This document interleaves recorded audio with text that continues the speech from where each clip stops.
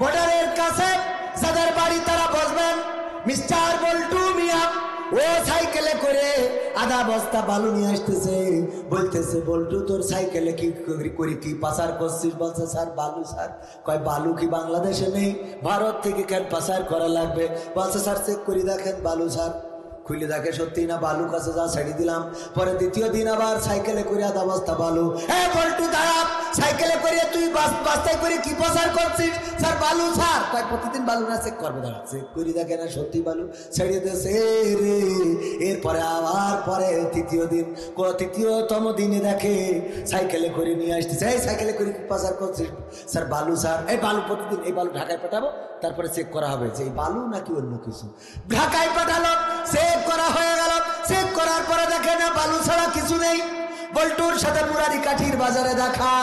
বল্টুরে বলতেছে বল্টু তুই একটু আল্লাহর কিনে করি আজকে ক, তুই প্রতিদিন সাইকেলে করে আধা বস্তা বালু কেন পাচার করিস? বালু কি বাংলাদেশে নেই যে তোর ভারতে পাচার করতে হবে এত কষ্ট করি? বলছে স্যার সত্যি বলবো নাকি? বলছে তুই সত্যি করি ক, তোর মা বাপের দোহাই দিয়ে বলছে, আল্লাহর কসম দিয়ে বলছি। বলছে স্যার গো আমি আসলে সাইকেলে করে বালু পাচার করি না, আমি ডাইরেক্ট ওই সাইকেলটা পাচার করি।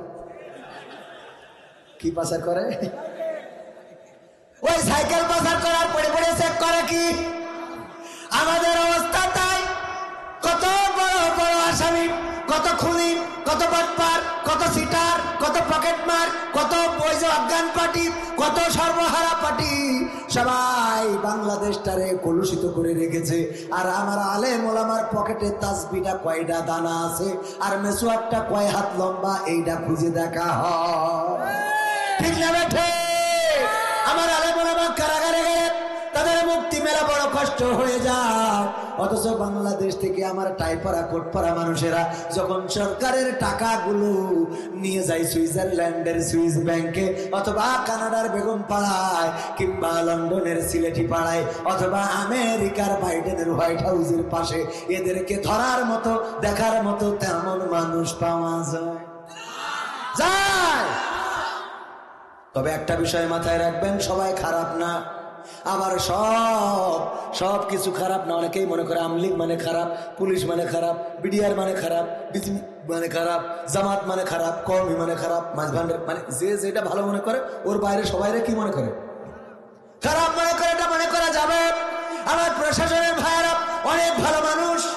দেখেন পূজা হচ্ছে, মাইক চালাইতে দেশে, আমাদেরও মালিক মাইক চালাইতে দেশে না, ও দু একদিন বন্ধ করে, কিন্তু ওটা ভাইদের দোষ না। ভাইদের উপর থেকে মাঝে মাঝে যখন আসে তখন বন্ধ করা লাগে না? লাগে না? আবার এখান থেকেও কাটি করার লোক আছে না নাই? এই কি বলে ফরহাদ ভাই, আমাদের ফরহাদ হোসেন ভাই বলে তোরা মাহফিল কর, আমি আমার পক্ষ থেকে 5,000 টাকা দিলাম। আর ফোন করি বলে স্যার একটু দেখে রেখে আওয়াজ দিব, সব মাহফিল মারা আছে না? মানে আপনি এখানে দেয় আর ওখানে কাটি দেয়, আছে না নাই? প্রশাসন ভাইদের দোষী করার কোনো দরকার নেই। ভাইরা অনেক ভালো কাজ করে। একবার একজন বেলুনি করে, মানে ওই ব্যাটারির ভ্যানের ব্যাটারি আছে না, ওই ব্যাটারি চার্জ ফুরাই গেছে, নষ্ট হয়ে গেছে, ব্যাটারি পাল্টাতে হবে, তো টাকা পাচ্ছে না, কোনো লাইনে টাকা হয়নি, গেটে দাঁড়ায় তাও কেউ দিইনি। তো পরে চিন্তা করলো মাহফিল এসে পারলাম না, মসজিদের গেটে দাঁড়ালাম তাও হইলো না, কেউ আমার লোনও দিলে না, তা আমি আল্লাহর কাছে চিঠি লিখবো। তো করিস কি হয়েছে, এই বেলুনি করি আল্লাহর কাছে চিঠি লিখে, একটা চিঠি লিখে ওই বেলুনি করি ব্যাংকে ছেড়ে দেয় যে আল্লাহর কাছে পৌঁছাক। আল্লাহর কাছে লিখে আল্লাহ আমার 40,000 টাকা লাগবে, ইতি আবুল ফকির। তো এখন এই লিখে পাঠায় দেয়। ওই যে পাশে ছিল থানা, যে খালি থানায় পড়ে, ওই যেই উড়ে দেয় ওই পাশে বাতাসে যে গাছে আটকে থানায় পড়ে। তো পুলিশরা কয়েকদিন দেখে ওই যে লিখা রয়েছে আল্লাহ 40,000 টাকা দরকার, ভ্যানের ব্যাটারি পাল্টাবো, তুমি আমার একটা ব্যবস্থা করে দাও, ইতি আবুল ফকির। তো এই দেখে ওই পুলিশরা চিন্তা করলো আমাদের একটা কিছু করা দরকার, গরিব মানুষ প্রতিদিন আল্লাহর কাছে চিঠি লেখে। তো বললো সবাই এক কাজ করো, কিছু কিছু চাঁদা দাও, দিয়ে দেখি এই লোকটার একটু হেল্প করা যায় কিনা। তো সবাই চাঁদা দিয়েছে, টাকা উঠিয়েছে 20,000, কয় হাজার নিয়ে গেছে আবুল ফকিরের বাড়ি। যে বলছে যে আবুল ফকির সাহেব আমরা এসেছি থানা থেকে, তোমার খুব কষ্ট, আল্লাহর কাছে চিঠি লেখো, আল্লাহ 40,000 টাকার ব্যবস্থা করে দাও।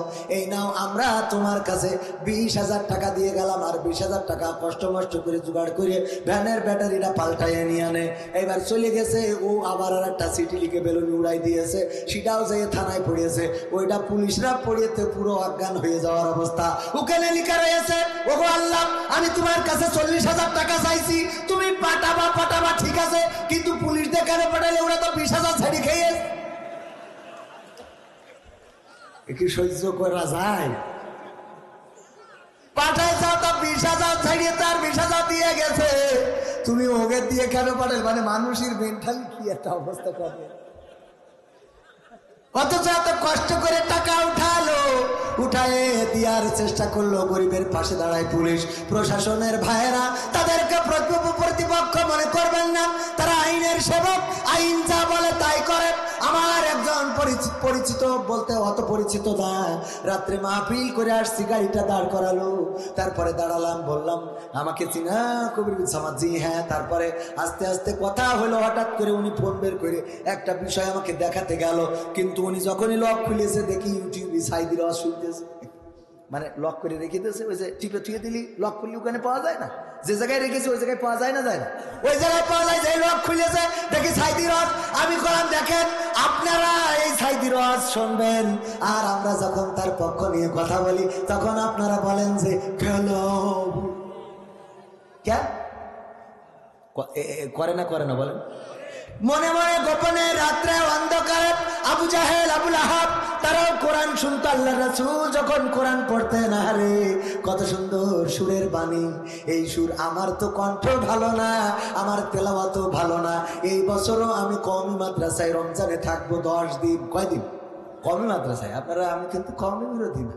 অনেকেই মনে করে হুজুর মানে আলিয়ার হুজুর, কওমি বিরোধী না, আলিয়ার হুজুর। আবার কলেজেও পড়েছি, আবার কওমি মাদ্রাসায়ও। হ্যাঁ, একদম 10 দিন কইছি, 10 দিন চিল্লা দেবো, কারণ আমার তেলওয়াতে একটু টান ঝামেলা হয়। শুনে অস্বীকার করতে তো অসুবিধা নেই, ভুল হয় তা করবো কি, এই জন্য ঠিক করতে হবে আগে। ও শুধু ওয়াজ করবে আলী হবে না, শিকার দরকার আছে না? নাই শিকার কোনো বয়স আছে? দুর্বলতা স্বীকার করলে কোনো অসুবিধা আছে? দুর্বলতা স্বীকার করলে করে। কিন্তু আমাদের দেশের মানুষ হইল ট্রলের রাজধানী। কের রাজধানী? ট্রলের রাজধানী। কেউ যদি সরলভাবে কিছু প্রকাশ করে ওইটারে ট্রল করবে। দেখো নিজে মুখী বললো, সে কিছু জানে না। তো জানি না তো, আমার থেকে বড় জানেওয়ালা কে? আল্লাহ থেকে আমরা বেশি জানি না? জানি না। আমি অনেকের থেকেই কম জানি, এটা বলতে কোনো অসুবিধা নেই, কারণ জানি কম। বেশি বললে লাভ আছে কোনো? বেশি বললি ওই সেই ওই ইমামের মতো হবে। এক ইমাম একজন জুব্বা গায়ে দিয়ে বাজার গেছে, বাজার করতে মাগরিবের ওয়াক্তে ইমাম নেই, মানে আজ ইমাম গেছে ছুটিতে, বাচ্চা কাছে হয় না ঠিক মতো, তো ছুটিতে গেছে। এখন যাওয়ার পরে যে ইমাম সাহেব ওই জহর আর আসর পড়াইতেছে, যে পেরিয়ে আমার ফরহাদ হোসেন ভাই পড়াইছে, কারণ জানে যে জহরে আর আসরে একটু থেকে চিন্তা করলে হয়, অসুবিধে নেই। কিন্তু মাগরিবের সময় বলছে না, আমি সামনে যাবো না বাবু, তোমরা যাবো। এখন কেউ সামনে যেতে চায় না, যে আমি যাবো কি, আমার যে সূরা ফাতিহা যা পড়বানো, এর সঙ্গে ফেরেশতা তো দৌড় দিবেন ওই শয়তান ইসলাম, এরকম আছে না? আমি বলছি সূরা ফাতিহা পড়েন দিন, বলছে আউযুবিল্লাহি মিনাশ শাইতানির রাজিম মালিকি ইয়াউমিদ্দিন। কোয়ান্তে করে নিয়ে যে লাগাই দিলে আমি নিজেও টের পেলাম না। তো এই হলো অবস্থা। এখন বলছে তাহলে চলে একটা ইমাম খুঁজে দেখি মুরালিকাঠির বাজারে বা কলারোয়ার বাজারে যাই, দেখে যে একজন জুব্বা গায়ে দোয়া বাজার করতেছে। বলছে হুজুর একটু আসেন, একটু নামাজটা পড়াই দেন হুজুর। তা বলছে ভাই আমি পারি না, আমার নিয়ে হবে না। তো বলছে না আরে বাবা, যারা পারে তারা এরকম কয় আসেন দিন, মাগরিবের ওয়াক্ত চলে যাচ্ছে, সেই দিনই দাঁড়াইছিলাম, কেউ আসলো না, একটু আসে। জোর করে টেনে নিয়ে সামনে দাঁড় করাই দিয়েছে। ও প্রথম রাকাতে সূরা ফাতিহার সাথে সূরা ইখলাস পড়িয়ে সিজদায় যাইয়ে বলছে আল্লাহ সারা জীবনে যা মুখস্থ করিস তা তো এক রাকাতে 30 বার আসিস, দ্বিতীয় রাকাতে করবো কি? তো আস্তে আস্তে একা একা উঠে, ওই সময় মসজিদ ছিল চাষের বেড়া, খেজুরি পাতা দিয়ে ইটি করা হইতো, তো এক পাশে দেখে একটু ফাঁকা আছে, ও উঠে বাজার করতে চলে গেছে। আর এরা তো সিজদায় পড়ে আছে, মনে করছে আল্লাহ কত বড় আল্লাহর ওলিরে যে আজকে নিয়ে আইছি, তো এক সিজদায় ফুল সিরাত পার করতে দিবে। কিন্তু কিছু তো ডিজিটাল মুসাল্লি থাকে না, টিকটক মুসাল্লি, পিছনতে একজন উঠি বলছে সব যে পড়িয়া আছে সেই ইমামই তো নেই। তো সবাই উঠি কয় খেরে ইমাম নেই মানে? পরে দেখে না সত্যি ইমাম নেই, কয় যা সেই নামাজ পড়ো, তারপরে নামাজ শেষে ইমামের খোঁজা হবে। নামাজ শেষে যেই দেখে মেসু হাটে মাছ কিনতেছে, বলছে হুজুরকে রাখেন, আপনি এ করলেন কি? বলছে কি করেছি মানে আপনি কিচ্ছু করেননি, আমাদের ওখানে কি বিকায় দেয় ফেলাই ছাড়লেন আপনি, আপনি যদি আজকে যদি ওই শ্যামাটা না উঠতো তো আজকে সকালেই যেত, তা তো টের পাতাম না। তা বলছে ভাই আমি বললাম না যে আমি পারি না। তা বলছে পারেন না এটা আপনি কি আপনি পারেন না এটা, তা আমাকে সিজদাতে তুলে দিয়ে আসবেন না। আপনি পারেন না ভালো কথা, সিজদাতে তুলে দিয়ে এসে সামনে দিয়ে আসলি তো আমরা বুঝতাম যে আপনি চলে গেছেন, এখন আমরা যা করার করি, কিন্তু আপনি তো তা করেননি। আর এত বড় জুব্বা গায়ে কেন আপনার? তা বলছে ভাই রে আসলে এই কথাটা জিজ্ঞেস করলি তুই, আজ কদিন ধরে দেয়া মেঘলা, বউ কাপড় কেসে দিয়েছে তা শুকাচ্ছে না, আমার ভাই ইমামতি করি খাই, আজকে ভাই জামাটা গাইতে আমি বাজার করতে আইছি, আর আমার ধরে নিয়ে সামনে বসাই দিয়েছেন আমার দিয়ে হয়। তো আমার অবস্থা ঠিক ওই ওই ওই হুজুরির মতো, এই ধরে নিয়ে চেয়ারে বসাই দেন, আমি সেই বেড়া খুঁজি যে কমনে তোড় দেবো। আর বেশি সময় বাকি নেই, আর 20 মিনিটের মধ্যে বেড়া খুঁজে পার হয়ে যাবো ইনশাআল্লাহ। কালকে মাহফিল হইল পঞ্চগড়, কি গড়? পঞ্চগড়। এই রাত্রি অর্ধেক পথে গেছি হবে, তা না হলে কালকে যে পৌঁছতে পারবো না। তো এই জন্যেই আমার বলছিল যে হুজুর আপনার যদি প্রধান বক্তার পরে উঠায় তাহলে কি আপনি অখুশি হবেন? বললাম অখুশি তো অখুশি, কথাই তো বলবো না, কারণ আমি দ্বিতীয় বক্তা, আমার ভাড়া করেছেন দ্বিতীয় বক্তার, আমি প্রধান বক্তার কাজ করবো কেন? এই চায়ের দামে শরবত চালিত হবে না, হবে? বা টিকিট করেছেন আপনি নর্মালে, যে এসি খুঁজতেছেন, হবে? হ্যাঁ, তো এই জন্য আমি দ্বিতীয় বক্তা সেকেন্ড বক্তার রস করে চলে যাবো, প্রধান বক্তা এসে কুপান দেবে লাস্টে। থাকবেন তো ইনশাআল্লাহ? থাকা যাবে ইনশাআল্লাহ? তাহলে গানটা গায় আর একটু নাকি। কি হবে বেঁচে থেকে, কি হবে নামাজি রোজা ইমানদারির ভয় করে, কোরআনের কর্মীগুলো থাকে যদি কারাগারে। কি হবে নামাজি রোজা ইমানদারির ভয় করে, কোরআনের খাদেম যারা তারা যদি থাকে কারাগারে। মসজিদের কোণে বসে জিকির যত করো কষে, মসজিদের কোণে বসে তসবিহ যত টানো ঠেসে, এভাবে যাই না পাওয়া আল্লাহকে, যাবে এভাবে যায় না পাওয়া আল্লাহকে। কি হবে বেঁচে থেকে অযথা বিদ্যা শিখে, যদি না গড়তে পারি শোষণবিহীন সমাজটাকে। কি হবে বেঁচে থেকে, কি হবে আলেম হয়ে ইমাম সেজে মসজিদেতে, পারে যদি সত্য কথা উচ্চ স্বরে না বলিতে। কি হবে আলেম হয়ে ইমাম সেজে সমাজেতে, পারে যদি সত্য কথা উচ্চ স্বরে না বলিতে। চাকরির ভয় করো যদি ছেড়ে দাও ইমামতি, চাকরির ভয় করো যদি ছেড়ে দাও ইমামতি। কি হবে ধোঁকা দিয়ে আল্লাহকে, কি হবে ধোঁকা দিয়ে আল্লাহকে। কি হবে বেঁচে থেকে অযথা বিদ্যা শিখে, যদি না গড়তে পারি শোষণবিহীন সমাজটাকে। কি হবে বেঁচে থেকে, কি হবে নেতা হয়ে জনবলে ঘাট ফুলিয়ে, কলারুয়া গরম দেখে যদি থাকো ঘরে শুয়ে। আছে না না, কি হবে নেতা হয়ে জনবলে ঘাট ফুলিয়ে, রাজপথ গরম দেখে যদি থাকো ঘরে শুয়ে। এসে সেজে গুজে ভিলেনের সঠিক পদে, এসে সেজে গুজে ভিলেনের সঠিক পদে। দিয়ে দাও বিনয়ে জীবনটাকে, দিয়ে দাও বিনয়ে জীবনটাকে। কি হবে বেঁচে থেকে অযথা বিদ্যা শিখে, যদি না গড়তে পারি শোষণবিহীন সমাজটাকে। কি হবে বেঁচে থেকে, কি হবে আকাশ ছোঁয়া বিলাসবহুল বাড়ি গাড়ি, না খেয়ে কত মানুষ পর পারে দিচ্ছে পারি। কি হবে আকাশ ছোঁয়া বিলাসবহুল বাড়ি গাড়ি, না খেয়ে কত মানুষ পর পারে দিচ্ছে পারি। আজরাইল আসবে যবে মাটিতেই পড়ে রবে, আজরাইল আসবে যবে মাটিতেই পড়ে রবে। কোনো কাজে লাগবে না ওই প্রাসাদটাকে, কোনো কাজে লাগবে না ওই প্রাসাদটাকে। কি হবে বেঁচে থেকে অযথা বিদ্যা শিখে, যদি না গড়তে পারি শোষণবিহীন সমাজটাকে। কি হবে বেঁচে থেকে, সেই শোষণ মুক্ত সমাজ যদি গড়তে হয় কোরআনের কোনো বিকল্প কি আছে? এই কোরআনের কোনো বিকল্প নাই।